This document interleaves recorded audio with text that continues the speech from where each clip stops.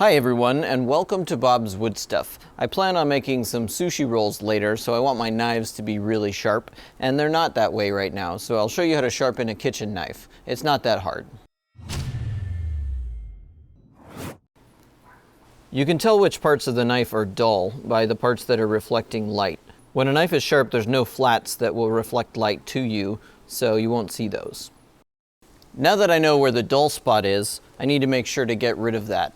Let's look at it with the microscope. You can see right there on the edge that there are some dull spots. I think that there's a big nick if I go a little bit farther. Oh, that one. Oh, look at that. Whew.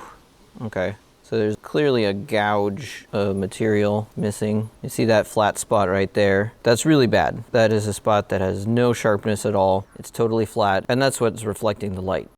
To sharpen it, I'll be using these two-sided diamond stones. Because the edge is so bad on that one part, I want to start with a fairly coarse grit, and that's 400 grit.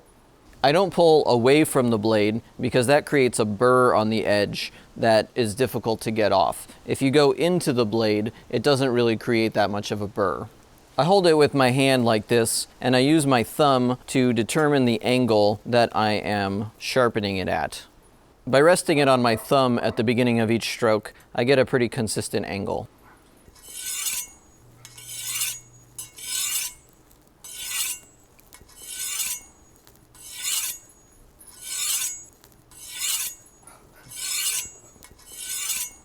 Switch to my left hand to do the other side. This took a little bit of practice. It felt very awkward at first, but after a few thousand of these, you get pretty good with your left hand. I'm still not quite reaching that one spot, so I'll go to a coarser grit and switch to 250 grit.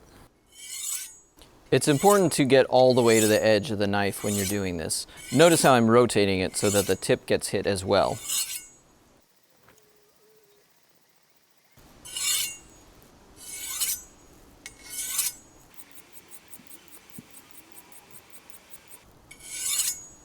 You can see that there's much less of a shine right now, except for that one spot where the nick is. Unfortunately, I have to keep going until I get that nick out. So I'll keep going on the 250 grit stone.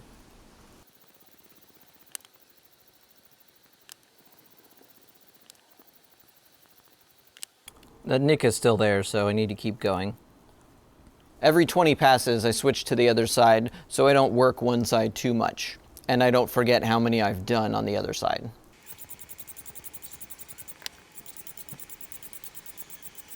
So that took a really long time, but after a lot of work, I got that nick down, and now I can go up to the next finer stone and polish out those marks. This is what the edge looks like after using the 250 grit stone.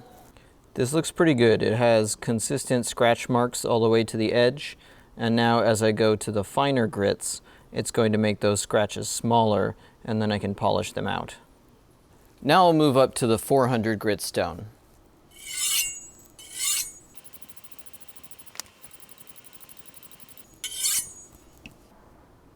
I can see the scratches are getting smaller, but there's a couple of deep ones that I haven't polished out yet, so I'll do 20 more strokes on each side of the blade.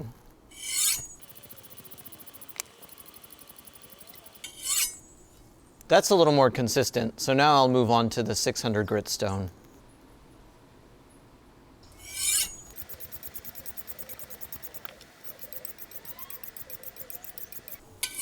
This is looking pretty good. It has much finer scratches on it now after using the 600 grit, so I'll move on to the 1200 grit.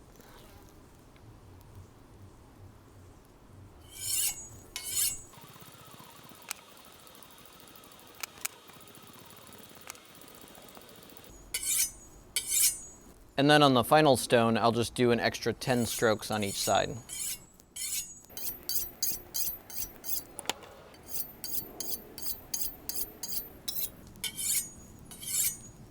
So after the 1200 grit stone, I have a really smooth edge and it should be quite sharp.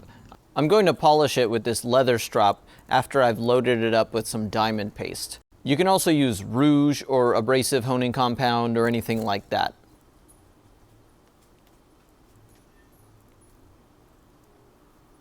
When I'm using the strop, I want to pull the blade instead of pushing the blade because it'll actually cut into the leather if I push the blade.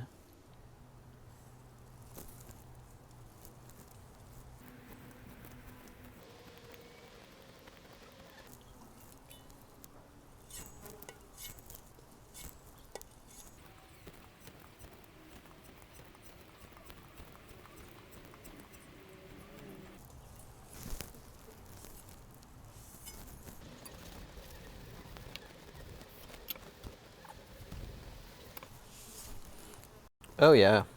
It looks like now it has a nice smooth edge, and it should be very good for cutting food. I'll test it on this piece of paper.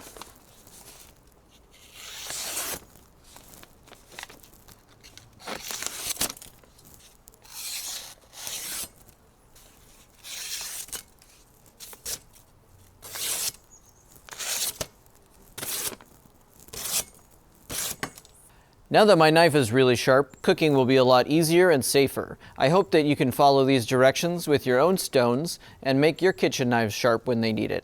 Thanks so much for watching, and please like and subscribe. Bye.